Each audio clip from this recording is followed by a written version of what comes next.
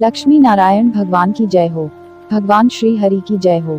जय श्री हरि, जय श्री हरि, जय श्री हरि। कार्तिक मास के कृष्ण पक्ष की एकादशी को रमा एकादशी के नाम से जाना जाता है। कार्तिक का महीना भगवान विष्णु को समर्पित माना गया है। मान्यता है कि कार्तिक महीने में भगवान विष्णु शयन में रहते हैं। कार्तिक शुक्ल एकादशी को 4 महीने के बाद जगते हैं। कहते हैं कि कृष्ण पक्ष की एकादशी का संबंध माता लक्ष्मी से है। माता लक्ष्मी का एक अन्य नाम रमा है, इसलिए इस एकादशी को रमा एकादशी के नाम से जाना जाता है। धार्मिक मान्यता के अनुसार इस व्रत को रखने से जीवन में सुख समृद्धि आती है। इसके अलावा इस व्रत के प्रभाव से मनुष्य को वैकुंठ की प्राप्ति होती है। इस एकादशी को भगवान विष्णु के साथ मां लक्ष्मी की भी पूजा की जाती है। इसे रंभा एकादशी भी कहते हैं। मान्यता है कि इस व्रत से सभी पापों का नाश हो जाता है। रमा एकादशी व्रत पूजा के लिए विधि एक दिन पहले से ही आरंभ हो जाती है। एकादशी से एक दिन पहले यानी दशमी को सूर्यास्त से पहले भोजन कर लेना चाहिए।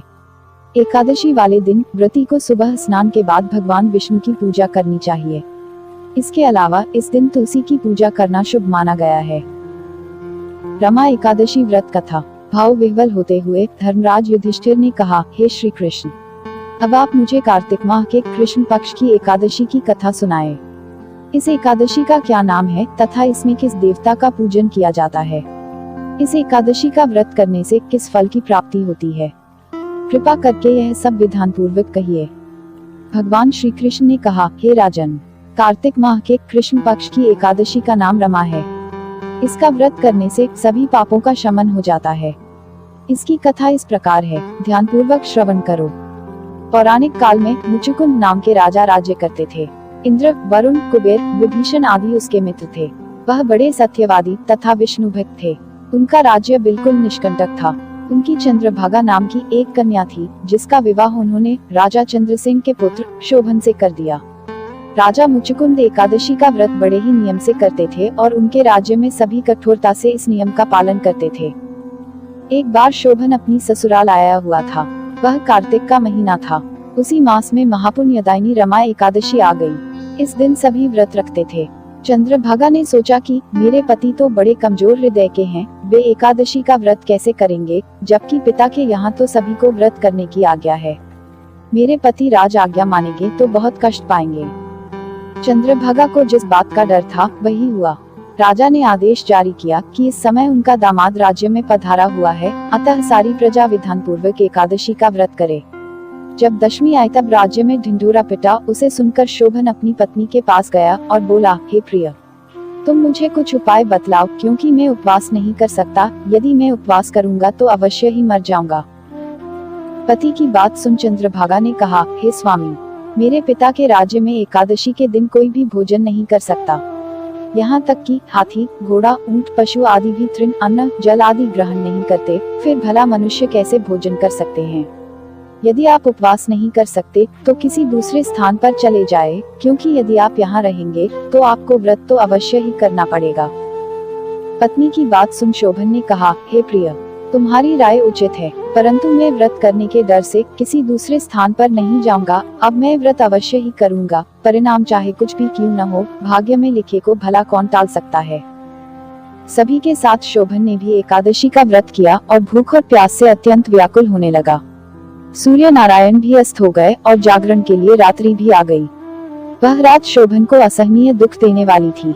दूसरे दिन सूर्योदय होने से पूर्व ही भूख प्यास के कारण शोभन के प्राण पखेरु उड़ गए। राजा ने शोभन के मृत शरीर को जल प्रवाह करा दिया और अपनी पुत्री को आज्ञा दी कि वह सती न हो और भगवान विष्णु की कृपा पर भरोसा रखे। चंद्रभागा अपने पिता की आज्ञानुसार सती नहीं हुई।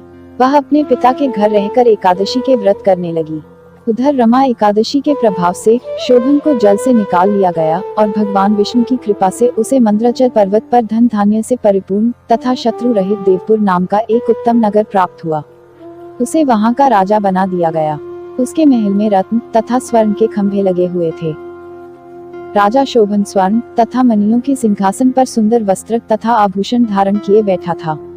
गंधर्व तथा अप्सराएं नृत्य कर उसकी स्तुति कर रहे थे।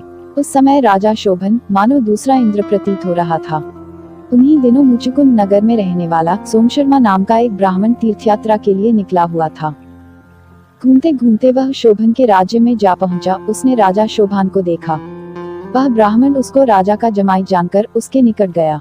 राजा शोभन ब्राह्मण को देख आसन से उठ खड़ा हुआ और अपने श्वशुर तथा स्त्री चंद्रभागा की कुशल क्षेम पूछने लगा।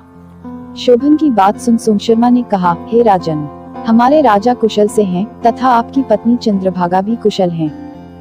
अब आप अपना वृतांत बतलाए। आपने तो रमा एकादशी के दिन अन्न जल ग्रहण न करने के कारण प्राण त्याग दिए थे। मुझे बड़ा विस्मय हो रहा है कि ऐसा विचित्र और सुंदर नगर, जिसको न तो मैंने कभी सुना और न कभी देखा है, आपको किस प्रकार प्राप्त हुआ। इस पर शोभन ने कहा, हे देव, यह सब कार्तिक माह के कृष्ण पक्ष की रमा एकादशी के व्रत का फल है। इसी से मुझे यह अनुपम नगर प्राप्त हुआ है, किंतु यह अस्थिर है। शोभन की बात सुन ब्राह्मण बोला, हे राजन, यह अस्थिर क्यों है और स्थिर किस प्रकार हो सकता है, सो आप मुझे समझाए। यदि इसे स्थिर करने के लिए मैं कुछ कर सका तो वह उपाय मैं अवश्य ही करूंगा। राजा शोभन ने कहा, हे ब्राह्मण देव, मैंने वह व्रत विवश होकर तथा श्रद्धारहित किया था। उसके प्रभाव से मुझे यह अस्थिर नगर प्राप्त हुआ, परंतु यदि तुम इस वृत्तांत को राजा मुचुकुंद की पुत्री चंद्रभागा से कहोगे तो वह इसको स्थिर बना सकती है। राजा शोभन की बात सुन ब्राह्मण अपने नगर को लौट आया और उसने चंद्रभागा से सारा वृत्तांत कह सुनाया। इस पर राजकन्या चंद्रभागा बोली, हे ब्राह्मण देव, आप क्या वह सब दृश्य प्रत्यक्ष देखकर आए हैं या अपना स्वप्न कह रहे हैं। चंद्रभागा की बात सुन ब्राह्मण बोला, हे राजकन्या, मैंने तेरे पति शोभन तथा उसके नगर को प्रत्यक्ष देखा है, किंतु वह नगर अस्थिर है। तू कोई ऐसा उपाय कर जिससे कि वह स्थिर हो जाए। ब्राह्मण की बात सुन चंद्रभागा बोली, हे ब्राह्मण देव, आप मुझे उस नगर में ले चलिए, मैं अपने पति को देखना चाहती हूँ। मैं अपने व्रत के प्रभाव से उस नगर को स्थिर बना दूंगी। चंद्रभागा के वचनों को सुनकर वह ब्राह्मण उसे मंद्राचल पर्वत के पास वामदेव के आश्रम में ले गया। वामदेव ने उसकी कथा को सुनकर चंद्रभागा का मंत्रों से अभिषेक किया। चंद्रभागा मंत्रों तथा व्रत के प्रभाव से दिव्य देह धारण करके पति के पास चली गई। शोभन ने अपनी पत्नी चंद्रभागा को देखकर उसे प्रसन्नता पूर्वक आसन पर अपने पास बैठा लिया। चंद्रभागा ने कहा, हे स्वामी, अब आप मेरे पुण्य को सुनिए। जब मैं अपने पिता के घर में 8 वर्ष की थी, तब ही से मैं सविधि एकादशी का व्रत कर रही हूँ। उन्हीं व्रतों के प्रभाव से आपका यह नगर स्थिर हो जाएगा और सभी कर्मों से परिपूर्ण होकर प्रलय के अंत तक स्थिर रहेगा। चंद्रभागा दिव्य स्वरूप धारण करके तथा दिव्य वस्त्रालंकारों से सजकर अपने पति के साथ सुखपूर्वक रहने लगी। हे राजन, यह मैंने रमा एकादशी का महात्म्य कहा है। जो मनुष्य रमा एकादशी के व्रत को करते हैं, उनके सभी पाप नष्ट हो जाते हैं। जो मनुष्य रमा एकादशी का महात्म्य सुनते हैं, वह अंत समय में विष्णु लोक को जाते हैं। कथा सार। भगवान श्रीहरि बड़े दयालु और क्षमावान हैं। श्रद्धा पूर्वक या विवश होकर भी यदि कोई उनका पूजन या एकादशी व्रत करता है तो वह उसे भी उत्तम फल प्रदान करते हैं, परंतु मनुष्य को चाहिए कि वह भगवान का पूजन पूरी श्रद्धा से करे। शोभन अपनी पत्नी द्वारा श्रद्धा पूर्वक किए गए एकादशी व्रतों के कारण अपने राज्य को स्थिर कर सका। ऐसी सुकर्मा पत्नी भगवान श्रीहरि की कृपा से ही प्राप्त हो सकती है। बोलिए भगवान श्री हरि की जय हो, जय हो, जय हो, जय श्री हरि, जय श्री हरि, जय श्री हरि।